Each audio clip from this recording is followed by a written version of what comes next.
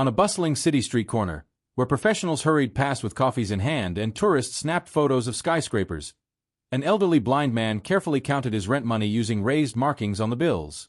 The peaceful morning shattered when his trembling fingers lost their grip, sending the cash fluttering to the ground. As the blind man frantically reached down, desperately feeling the sidewalk, someone darted forward, not to help, but to steal. What happened next left the mourning crowd frozen in disbelief. A tall figure emerged from the crowd, his firm grip catching the thief's wrist mid-grab. No one expected a Hollywood legend to step in, but there stood Keanu Reeves, his eyes blazing with quiet intensity as he confronted not just a crime, but a moment that would transform multiple lives. David Whitlock had been blind since birth, but at 68 years old, he carried himself with quiet dignity that commanded respect without asking for it. His weathered face held a permanent gentle expression, earned through decades of navigating a world he could never see but had learned to understand through touch, sound, and human connection. He lived alone now in a modest apartment on the east side of the city, the empty space still echoing with memories of Ella, his wife of 40 years who passed away 3 months ago. Every morning, David's fingers traced the familiar patterns of his apartment, the slight chip in his kitchen counter, the smooth wooden handrail he had installed himself, the soft yarn of Ella's favorite sweater still hanging in their closet. These daily rituals kept him grounded, even as grief threatened to untether him from the life they had built together. Ella had been his eyes, his partner, his anchor in a world that often moved too fast for someone who needed a moment longer to process his surroundings. The financial strain had begun to weigh heavily on David's shoulders. Social Security barely covered his basic needs, and Ella's medical bills had depleted their modest savings. Still, he refused to move in with his daughter in Colorado. Independence isn't just for those who can see, he would say, his voice carrying the same determination that had gotten him through college, built a career as a piano tuner, and won Ella's heart all those years ago. Despite his challenges, David had developed systems for everything. His clothes were organized by texture and pattern, his kitchen labeled in Braille, and his wallet contained bills folded in specific ways to distinguish their denominations. He knew every crack in the sidewalk between his apartment and the bank, counting steps and using the rhythm of traffic lights to navigate safely. The locals in his neighborhood had grown accustomed to his presence. The barista who announced the soup of the day as he passed, the newsstand owner who read him headlines, the crossing guard who hummed a signal when it was safe to walk. But lately, David's world had begun to feel smaller. Ella's absence left a void that no amount of careful routine could fill. The confidence he had built over decades seemed to waver without her gentle reassurance. Each morning brought new challenges, remembering to eat regularly, keeping track of bills, maintaining the apartment they had shared. Yet he persisted, drawing strength from Ella's memory and his own stubborn resolve to remain independent. That Thursday morning started like any other, with David carefully counting out his rent money using the raised markings he relied on to identify each bill. He hadn't told anyone about the late notices, about how each month became a tighter squeeze between his fixed income and rising costs. Pride kept him silent, determination kept him moving forward, but neither could protect him from what was about to unfold on that busy city street corner. The morning sun cast long shadows across the downtown streets, its golden light reflecting off the glass and steel towers that stretched toward the pale blue October sky. Rush hour was in full swing, with streams of people flowing through the concrete canyons, their footsteps creating a steady rhythm against the backdrop of city noise. The air carried the crisp bite of autumn, causing pedestrians to pull their coats tighter as they navigated the busy sidewalks. David stood at his familiar corner, his cane tapping gently against the ground as he oriented himself. He had chosen this spot specifically, the third block from his apartment, where the bank's heated air vents provided warmth and the morning sun would hit his face just right. The location allowed him to feel the difference between shadow and light, a small comfort in his world of perpetual darkness. Around him, the city pulsed with life. A street vendor's coffee cart released clouds of aromatic steam. Phones chimed with message notifications. Taxi drivers tapped their horns impatiently. Conversations in multiple languages blended into a familiar urban symphony that David had learned to navigate by ear. He knew this corner as intimately as he knew his own apartment. The slight slope of the sidewalk, the rough texture of the building's stone facade, the timing of the crosswalk signals chirping.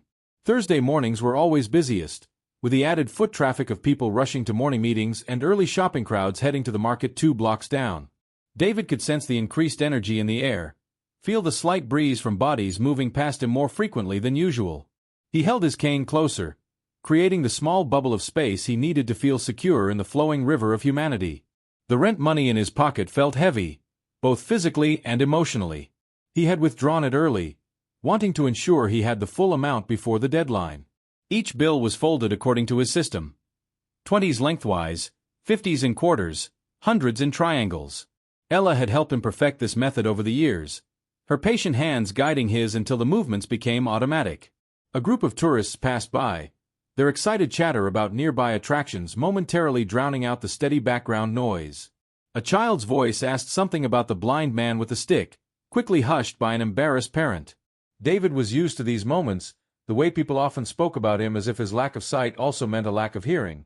He adjusted his dark glasses, more out of habit than necessity. The morning crowd had begun to thin slightly when David decided to count the money one final time. His fingers moved with practiced precision, but something felt different. Perhaps it was the slight tremor in his hands from the morning chill, or the lingering fatigue from another night of restless sleep in an empty bed. Whatever the cause, his normally sure movements felt uncertain. As David stood there, carefully working his way through the bills, he remained unaware of the eyes watching him. Among the passing crowd, someone had noticed his methodical counting, the way his fingers moved over each bill, the vulnerable concentration evident in his posture. The observer's footsteps slowed, then stopped, calculating distance and timing with predatory precision. The stage was set for a moment that would ripple through lives far beyond that busy street corner. The autumn breeze picked up, carrying with it the sound of approaching sirens from somewhere in the distance, as if the city itself was trying to sound a warning that went unheard. The moment unfolded in slow motion. David's fingers, stiff from the morning chill, lost their careful grip on the stack of bills. The money slipped from his hands, caught by a gust of wind that scattered the green papers across the sidewalk like autumn leaves. His heart froze as the sound of rustling bills filled his ears, followed by the sharp intake of breath from nearby pedestrians who witnessed his predicament. David dropped to his knees immediately, his cane clattering against the concrete as he desperately reached out, fingers splayed across the cold sidewalk. Each bill represented hours of careful saving, countless piano strings tuned, and the security of keeping his home. Panic rose in his throat as he realized the impossibility of his situation, trying to locate invisible objects in an invisible world. Some bills had settled near enough for him to find, their crisp edges brushing against his searching fingers. But others had drifted further, carried by the morning breeze and the movement of passing feet. He could hear the shuffle of papers, the murmurs of onlookers, but couldn't tell if people were helping or simply watching his distress. A young woman's voice called out, "Sir, let me help you," but before her footsteps could reach him, another set of feet approached rapidly from the opposite direction. These steps were different, purposeful, predatory. David sensed rather than saw the presence hovering nearby, waiting for the right moment to strike. The crowd had thinned around him, creating a small circle of space as people stopped to watch the scene unfold. Some pulled out their phones, their camera clicks adding to the urban symphony. The morning sun cast long shadows across the sidewalk, but David remained in his own permanent darkness, vulnerable and exposed. The sound of bills being snatched from the ground reached his ears. At first, he thought someone was helping collect his scattered rent money. Then he heard the sharp gasp from an onlooker, followed by angry mutters from the growing crowd. The footsteps he had noticed earlier moved closer, accompanied by the unmistakable sound of money being stuffed hastily into pockets. David's voice cracked as he called out, "Please, that's my rent money." His words seemed to hang in the air, met with a tense silence broken only by the continuous background noise of traffic and distant sirens. He could feel the vibrations of movement around him, sensed the shift in the air as someone reached down near him. The thief, emboldened by the initial success, moved to grab more bills. The crowd's energy changed, tension crackling through the air like static electricity before a storm. Someone shouted, "Hey, stop that!" but their words carried more shock than action. The morning commuters, usually so focused on their destinations, had become unwilling spectators to this display of human cruelty. David struggled to stand, his knees aching from the rough concrete. His hands trembled as they searched the empty air, trying to protect what remained of his money. The thief's breathing grew closer, heavy with anticipation and greed. The moments stretched like pulled taffy, each second an eternity of uncertainty and fear. Then came the sound that would change everything. Firm footsteps approaching rapidly from the edge of the crowd. They moved with purpose and authority, cutting through the circle of onlookers like a ship's bow through waves. The air seemed to crackle with new energy as this unknown presence entered the scene.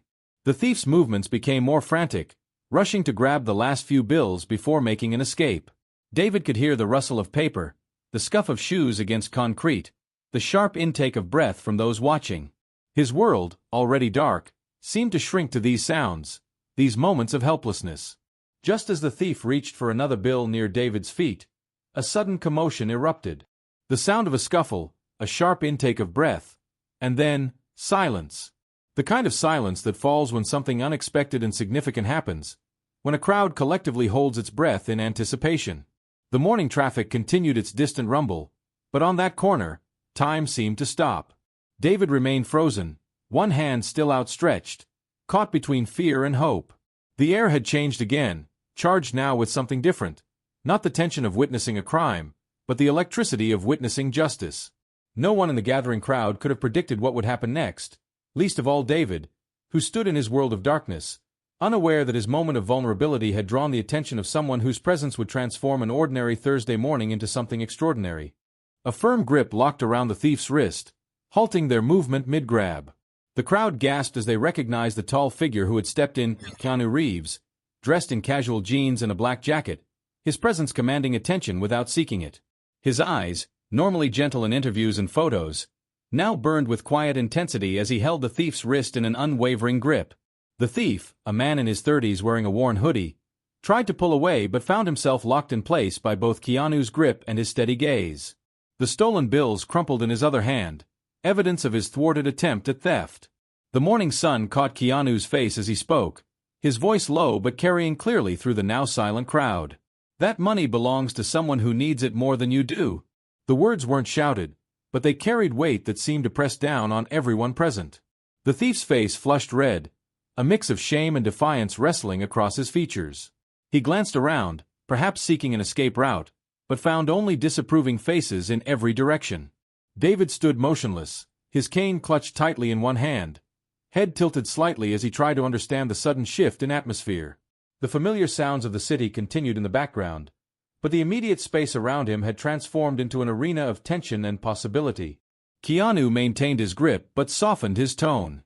"Life's hard enough without making it harder for others. What's your name?" The thief hesitated, his shoulders tense with trapped energy. Finally, he mumbled, "Benjamin." His voice carried notes of defeat and something else, perhaps the first stirrings of shame. "Benjamin," Keanu repeated, as if testing the weight of the name. "You're better than this moment. We all are." He released Benjamin's wrist but maintained eye contact. "The choice you make right now, that's who you really are."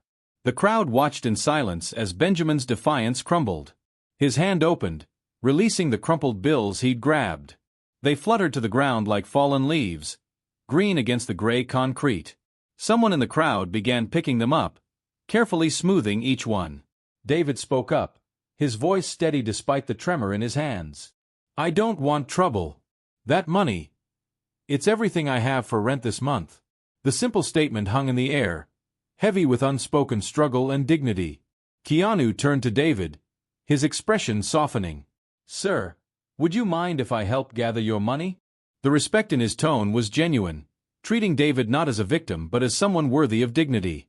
David nodded, relief visible in the relaxing of his shoulders. Benjamin stood frozen, watching as Keanu knelt to collect the scattered bills. Others from the crowd joined in, creating a moment of unexpected unity.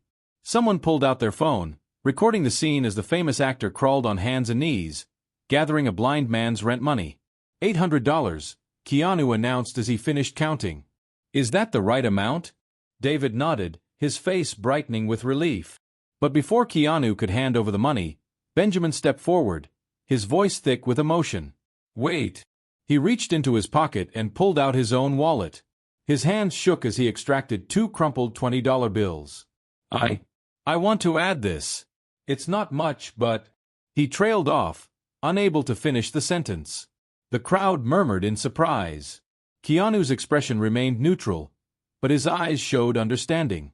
He accepted the money from Benjamin and added it to David's stack. $840 now, he announced. Benjamin turned to David, his voice barely above a whisper. "I'm sorry. I saw an opportunity and..." I forgot you were a person. Just like me. The words came out rough, unpracticed, but sincere. David's face softened. His free hand reached out, finding Benjamin's shoulder with surprising accuracy. Thank you for making it right. That takes more courage than taking what isn't yours. The tension in the air dissolved, replaced by something warmer. People who had been recording the scene on their phones lowered them, sensing they were witnessing something too genuine for social media. The morning sun seemed brighter somehow, casting everyone in a gentler light. Keanu helped David arrange the money in his wallet, making sure each bill was folded according to David's system. As he worked, he spoke quietly about his own mother's struggle with vision problems, creating a moment of connection that transcended celebrity and circumstance. The crowd began to disperse, but not before several people stepped forward to press additional bills into David's hand. Each contribution came with a word of encouragement or a gentle pat on the shoulder. Benjamin watched this display of spontaneous generosity, his expression a mix of shame and wonder. Before stepping away, Keanu turned to Benjamin one final time. Sometimes our worst moments lead to our best choices. Remember that. The words weren't just for Benjamin. They carried across the crowd, touching everyone who had witnessed this transformation from an attempted theft to an affirmation of human dignity. The morning continued, traffic flowed, and people resumed their daily routines. But that corner of the city had been changed, if only for a moment, by an unexpected intersection of lives: a blind man's vulnerability, a thief's redemption, and a celebrity's compassion, creating a ripple effect that would spread far beyond that single morning. The morning's events rippled through social media within hours. Videos of the incident spread rapidly, capturing not just the confrontation but the transformation that followed. Local news vans arrived by afternoon, their reporters eager to interview anyone who had witnessed the exchange between Keanu Reeves, David, and Benjamin. David returned to his apartment that evening with more than just his rent money. The spontaneous generosity of strangers had doubled his original amount, providing a financial cushion he hadn't dared hope for. But the real wealth lay in the connections formed that morning. The newsstand owner who had witnessed everything now insisted on reading him not just headlines, but entire articles. The coffee cart vendor pressed a warm cup into his hands, refusing payment. The story reached Ella Whitlock, David's daughter in Colorado. She called immediately, her voice trembling with emotion as she described watching the video. "Dad, why didn't you tell me things were so tight?" The question hung between them, heavy with unspoken worry.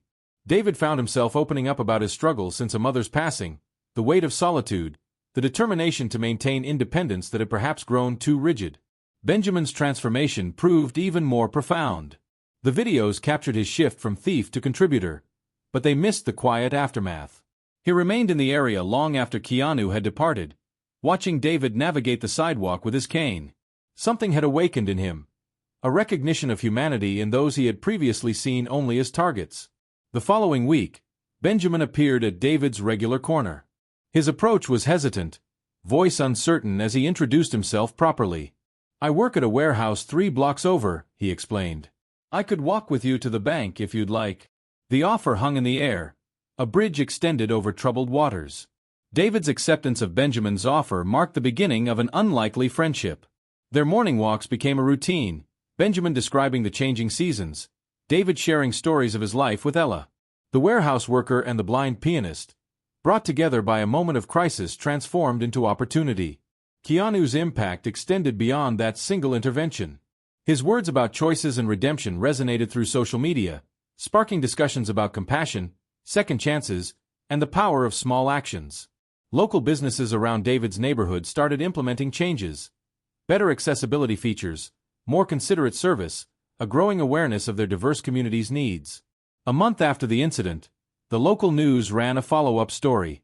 They found Benjamin volunteering at a center for the visually impaired, teaching others what he had learned about guiding and supporting those who couldn't see. "Everyone deserves a second chance," he told a reporter, his voice steady with newfound purpose.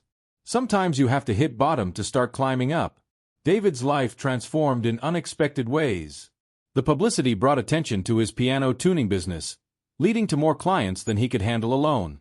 He hired Benjamin's teenage son as an apprentice, teaching him the intricate art of bringing music back to aging instruments. The boy's gentle hands and patient nature reminded David of himself at that age, finding his way through darkness toward harmony. The neighborhood changed too. The incident sparked a community initiative to make the area more accessible for visually impaired residents. New audible crosswalk signals were installed, and local shops added braille signage. The corner where everything happened became known informally as Kindness Corner, a reminder that compassion could bloom in the most unexpected moments.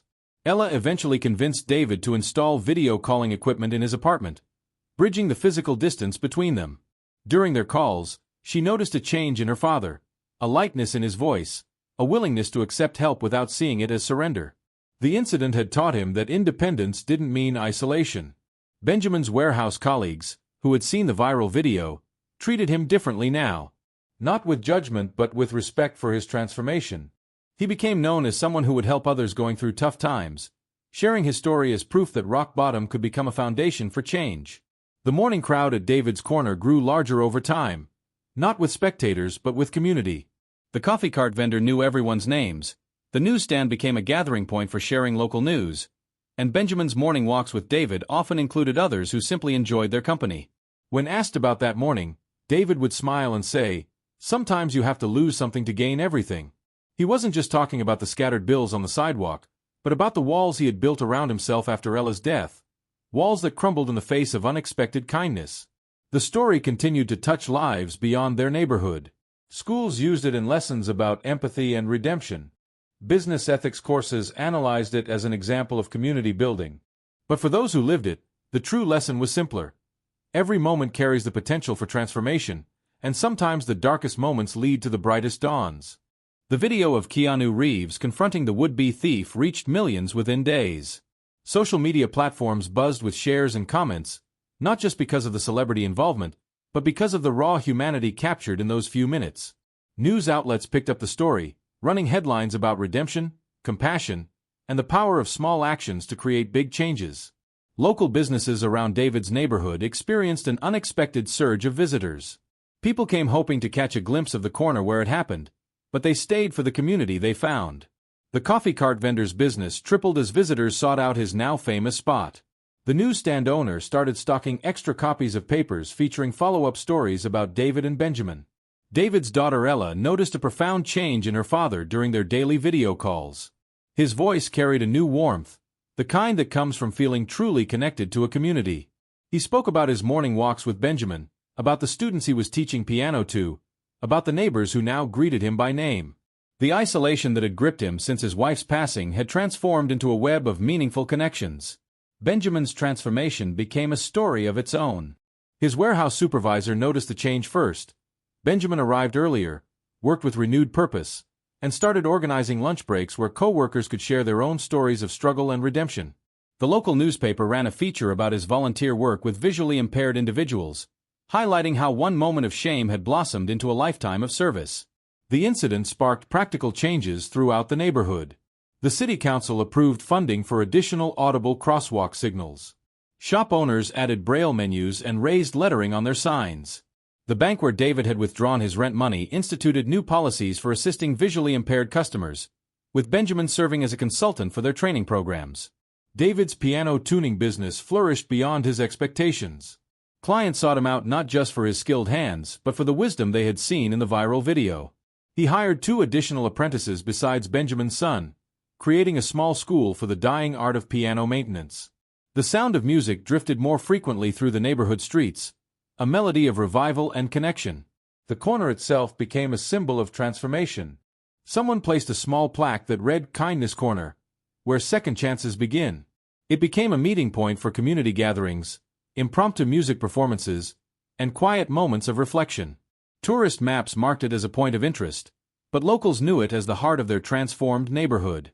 Social workers and counselors started using the story in their programs, particularly when working with individuals struggling to break cycles of destructive behavior. Benjamin occasionally spoke at these sessions, his honest account of that morning's choice resonating with those facing similar crossroads. David and Benjamin's unlikely friendship continued to deepen. They were often seen walking together in the mornings, Benjamin describing the changing seasons, David sharing stories about the neighborhood's history.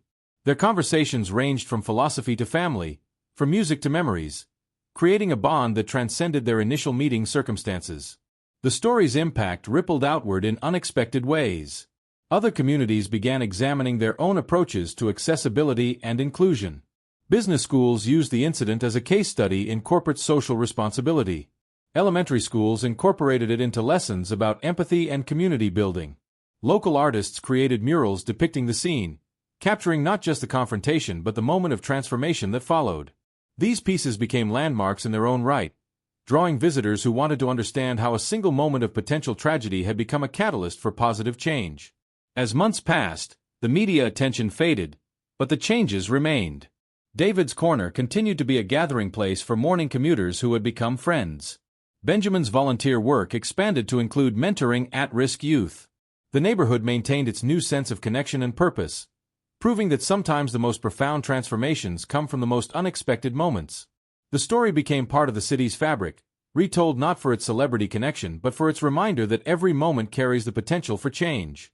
As David often said when asked about that morning, "In darkness, we learn to recognize light, both in ourselves and in others." The next morning dawned crisp and clear over the city streets. David stood at his familiar corner, but everything felt different. The sounds remained the same, traffic humming, coffee carts steaming, footsteps hurrying past, but the energy had shifted. Instead of feeling isolated in his darkness, he felt wrapped in a community's embrace. Benjamin arrived right on schedule, their morning walk having become as much a part of the neighborhood routine as the sunrise. "Beautiful morning," he said, falling into step beside David. "The trees are starting to turn golden." His descriptions had grown more detailed over time, painting pictures that David could see in his mind's eye. The newsstand owner called out his usual greeting, but now it came with a morning report about the community center's new Braille library, a project sparked by their story. The coffee cart vendor pressed 2 cups into their hands, on the house as always, and updated them about his daughter's progress in David's piano classes. David's phone buzzed in his pocket, a message from Ella. She had booked tickets to visit next month, planning to help him expand his teaching studio. The business had grown beyond anyone's expectations, with students traveling from other cities to learn from the blind piano tuner whose story had touched so many hearts.